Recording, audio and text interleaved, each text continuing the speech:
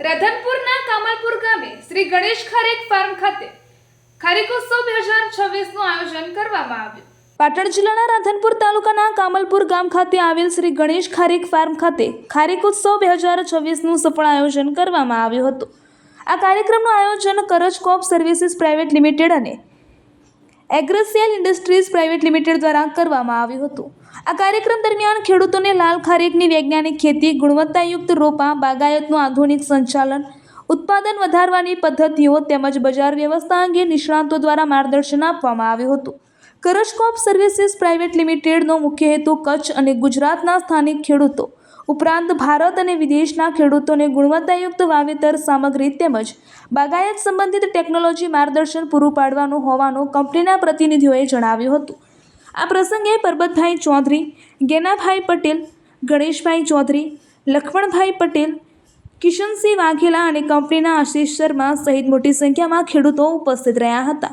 તેમજ કરજ કોપ services private limited કંપનીના અરવિંદભાઈ પટેલ અને જયેશભાઈ શાહ પણ આ કાર્યક્રમમાં હાજરી આપી ખેડૂતો સાથે સંવાદ કર્યો હતો અને ખારેકની ખેતીને વધુ લાભદાયી બનાવવા માટે જરૂરી માર્ગદર્શન પૂરું પાડ્યું હતું।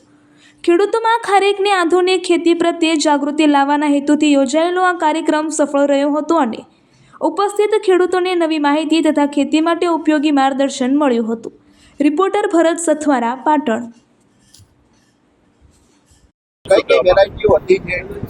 મારું નામ ગેનાભાઈ પટેલ છે। હું વાવથરા જિલ્લાના લાખણી તાલુકાથી છું। મારો વિષય આમ તો દાડમનો હતો, પરંતુ દાડમના અંદર વધારે પેસ્ટિસાઇડ લાગવાના કારણે અહીંયા લાખણી વિસ્તારમાંથી દાડમ અત્યારે ગાયબ થઈ ગઈ છે। પરંતુ આજે ગણેશભાઈના ફાર્મ ઉપર આ ખારેક જે કલ્પવૃક્ષનો આજે કચ્છ ક્રોપ સર્વિસીસ દ્વારા જે કાર્યક્રમ રાખવામાં આવ્યો તે બહુ સરસ અને એકદમ આવકારનીય છે।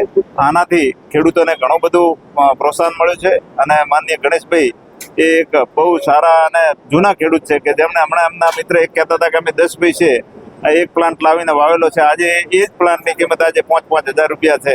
તો આવો એક કચ્છ નહીં પણ પાટણ અને બનાસકાંઠાની અંદર પણ એક આવો ખારેકનો હબ બની શકે। અને હમણાં મેં સાંભળ્યું છે કે ગણેશભાઈની દાડા આ ખારેક ત્યાં બાંગ્લાદેશ સુધી જ્યારે આપણી ખારેક વેચાવા લાગી છે તો ખેડૂત ભાઈઓ આપણે આ ખારેક વિશે ખૂબ જાણકારી મેળવીએ અને ખૂબ વાવેતર કરીએ અને ગરીબ ખેડૂત પણ એક વીઘાની અંદરથી 5 લાખ રૂપિયાની ખારેક જો પકવી શકતા હોય તો આનાથી વિશે શું જોઈએ છે આપણે, અને પાણી પણ બચાવીએ છીએ। જળ છે તો જીવન છે, તો એ ખારેક કરી શકશે। ખૂબ ખૂબ ધન્યવાદ। આપના ફાર્મ ઉપર 2026 ખારેક શું કહેવા માંગો? ખૂબ ખુશીનો વાત છે કે આપણે આવા ફંક્શનો અહીંયા જનરલી થતા નથી હોતા, પણ મેં કચ્છ ક્રોપ પ્રાઇવેટ લિમિટેડને વિનંતી કરી અને કીધું મારા વિસ્તારમાં પણ એક આવી સારી સભા કરો। તો લગભગ 1 મહિના પહેલાં એના અધિકારીઓ સ્થળ ચકાસણી માટે આવ્યા, એમને અમને સહયોગ આપવાની ખાતરી આપી અને આપણે અહીંયા એમને અનુરૂપ વ્યવસ્થા કરી શક્યા। તો એ લોકોએ અહીંયા એક પ્રોગ્રામ કર્યો અને આજે જે 100-200 ખેડૂતો અહીંયા સાથે હાજર રહ્યા એ બધાને માહિતીનું આદાન પ્રદાન થયું। સાથે સાથે બધા ખેડૂતોમાં ખૂબ ઉત્સાહની લહેર દેખાય છે અને આવા ભવિષ્યમાં ફંક્શનો થતા રહે એ માટે અમે બધા ફરી પણ પ્રયત્નશીલ રહીશું। યજમાન પદે કચ્છ ક્રોપ ખારેક ઉત્સવ ઉજવાઈ રહ્યો છે, એની અંદર મુખ્ય મહેમાન હું કહીશ આપણા પદ્મશ્રી ગેનાભાઈ પટેલનું આપણે બધા તાળીઓના ગડગડાટથી સ્વાગત કરશું। એમણે ગણેશભાઈએ કીધું એ રીતે આજે ખારેકનું છે પણ અલગ અલગ દાડમની અંદર હોય કે બીજા બાગાયતી પાકોની અંદર ઘણું રિસર્ચ કર્યું છે। અમે દાડમ કરી હતી ત્યારે પણ એમની જોડેથી લાવ્યા હતા એટલે, અને એના પછી આપણા દાડમ પણ આપણા માન્ય વડાપ્રધાનશ્રીએ આપણે લાખણીમાં કે થરાદમાં ક્યાંક કાર્યક્રમ હતો અને આપણા ગેનાજીના નામ જોગ ઉલ્લેખ કર્યો હતો અને એમના સાહસને લીધે એમને પદ્મશ્રી એનાયત થયો છે। તો ફરીથી આપણે એમને વધાવીએ। આપણા છે કલ્પેશભાઈ ને કે અહીંયા નથી? અચ્છા। અને સૌ પ્રગતિશીલ ખેડૂત ભાઈઓ જેને આની અંદર રસ છે એટલા માટે જ આટલા ટાઈમ સુધી બેઠા છે। ગરમી છે સખત, અત્યારે મેં ગણેશભાઈને પિયુષભાઈને કીધું કે પૂરું કરો, એમ ગરમી છે પણ પિયુષભાઈ કે 2 મિનિટ વાત કરજો. તો ખારેકની અંદર જે ખેતી કરી છે એમણે બધાએ અનુભવ રજૂ નથી કરી શક્યા, પણ મારું એક સૂચન છે કે આજે જે કાર્યક્રમ થયો છે એગ્રો સેલના માધ્યમથી થયો છે, એના યજમાન ગણેશભાઈ છે, પણ આવી જ રીતે અલગ અલગ રીતે જે ખેડૂતો બાગાયતી ખેતી કરે છે, ખારેકની કરતા હોય કે બીજી કોઈ ખેતી કરતા હોય, એ મળતા રહીએ. આની અંદર મુખ્ય વાત છે માહિતી. આપણને ઘણી વખત એવું થાય કે આ છોડ છે એને ક્યારે પાણી આપવું, ક્યારે ખાતર આપવું, એનું ડેવલપમેન્ટ કઈ રીતે થયું છે. આ કનુભાઈનું ખેતરની વાત કરી તો એક આધો 41 કિલોનો છે, તો એ જાણવું પડે કે ભાઈ એ કનુભાઈએ શું કર્યું હતું, એમના ત્યાં જવું જોઈએ.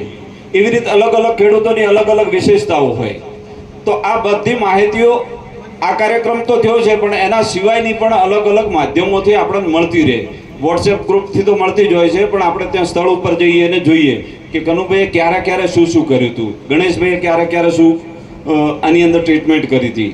તો આની અંદર મુખ્ય વસ્તુ માહિતી છે, અને એ ટાઈમ ટુ ટાઈમ થાય તો આપણે ધારીએ એટલું ઉત્પાદન લઈ શકીએ. બાકી બધી માહિતીઓ તો આપણને મળી જ છે. તો આ તબક્કે તો બસ એટલું જ કહીશ કે બધા આજનો જે કાર્યક્રમ છે એનો સાર છે કે તમે ખારેક વાવો અને વધુ ઉત્પાદન મેળવો. એ જ છે ને શર્માજી, તમારો હેતુ તો એ જ છે ને. એટલે આ વેરાયટીઓ છે અત્યારે જે મળે છે અહીંની રિસર્ચ કરેલી છે, અને એમનો હેતુ એમનો વેચવા માટેનો છે, પણ સાથે સાથે એવું છે કે આપણે ત્યાં ટિશ્યુ બને છે. આપણે ત્યાં ટિશ્યુ બને એટલે આપણે પહેલાં બહારથી લાવતા હતા, એના પૈસા આપણે ચૂકવતા હતા. આપણે અહીંથી પૈસા ચૂકવીએ એટલે ડોલર આપણો ઓછો થાય, હુડિયામણ બચ્યું.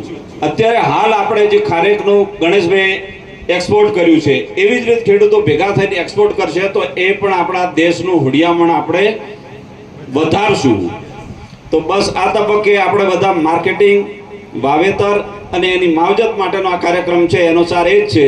તો આ તબક્કે આ એગ્રોસેલ અને સૌ મહેમાનોને ખૂબ ખૂબ ધન્યવાદ.